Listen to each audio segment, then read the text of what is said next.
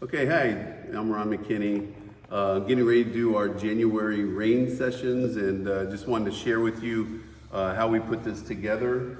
I'm gonna step aside and kind of describe everything now. The first thing that you see is a wide shot of the whole platform. It's around 20 feet wide by about 16 feet deep, and we fill it up with about 3 to 4 inches of water.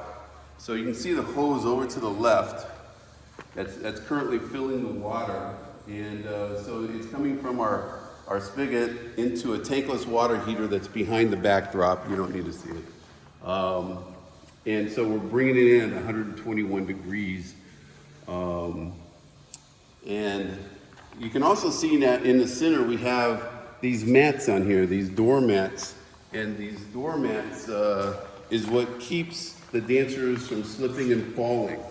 Now, if you pull back right here, you can see that there is a thickness here, and that's because we have cheer mats. So they're not falling on the concrete, but they're gonna, if they do slip and fall, they're gonna be landing on a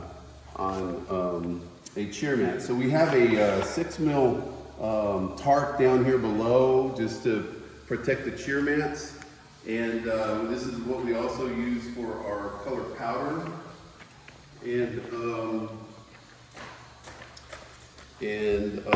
then we have a pond liner tarp to hold the water in. And we built, you can see this frame that we've built that goes up about 4 inches. It's actually 6 by 10 boards. And I think these might be 6 by 12. Yeah, these are 6 by 12, I think, going across. And then we even have to lift it up a little bit higher because there's a little incline coming this way here. So we have little 2 by 4s underneath to hold it up in place. So now over here to the side, you can see our sump pump that we use to feed the water up a hose and up to the sprinkler system that we have up here. So the sprinklers is what sprinkle the water down there. The sump pump that I use is 1/3 horsepower. I found that 1/2 horsepower is too powerful. 1/6 won't even run the water through. So I found that 1/3 horsepower sump pump is what works. And right by the sump pump, where the water goes through, you can see I have this little control valve there, and that control, like if I want to tone the pressure down so I have like bigger drops coming out, I can lower how much water is going up to the sprinklers. The next thing I want to talk about is lighting. I always have continuous lighting going on. You can see one over here 45 degrees, one over here 45 degrees on the right side.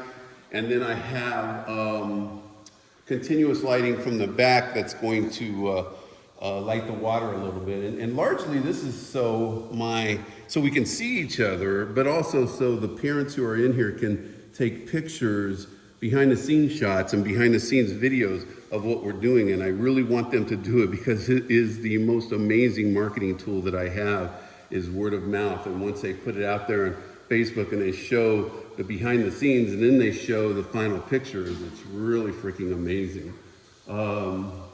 And then I have these stage lights over here to the right and to the left, which I'm going to use to try to see if I can do it with continuous lights this time. I'm going to have another stage light back over here behind us that's going to light the front of the dancer.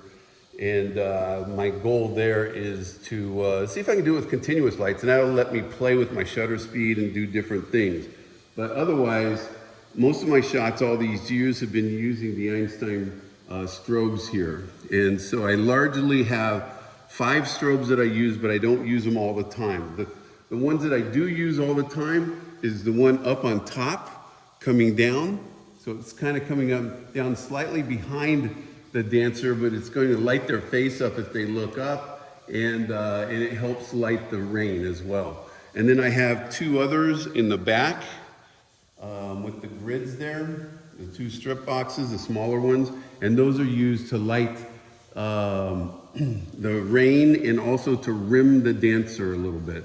There are times when I will only shoot with these two lights and that one there if they're doing something like something where she's looking up or something like that. And I don't even use these other two side lights. So these other two side lights are when they're facing towards the camera a little bit. I use it usually at around 45 degrees to 90 degrees to camera. And usually just one of them. I don't usually use both of them. I just have them there so I can quickly use one on one side or one on the other side. And that's how I do my lighting. And then the last thing that I want to show is right over here. I have a TV right here as well as a mirror so the dancers can see themselves. But when I shoot, the image immediately appears on the TV. The parents who are sitting over here, right over here, can immediately see what the picture looks like, and I encourage them to take pictures or video and show it, because I want them to see, like when you just see it here live, it doesn't look at all like what the final image does, and when you see it on the TV, you get a real strong sense of what it's going to look like, even though I still edit them. But I think that pretty much covers what we do. We continue to recycle the water during the shoot to try to keep it warm using our tankless water heater. We try to keep the water at around 85 to 90 degrees, preferably about 88 degrees or so. And that covers it for today.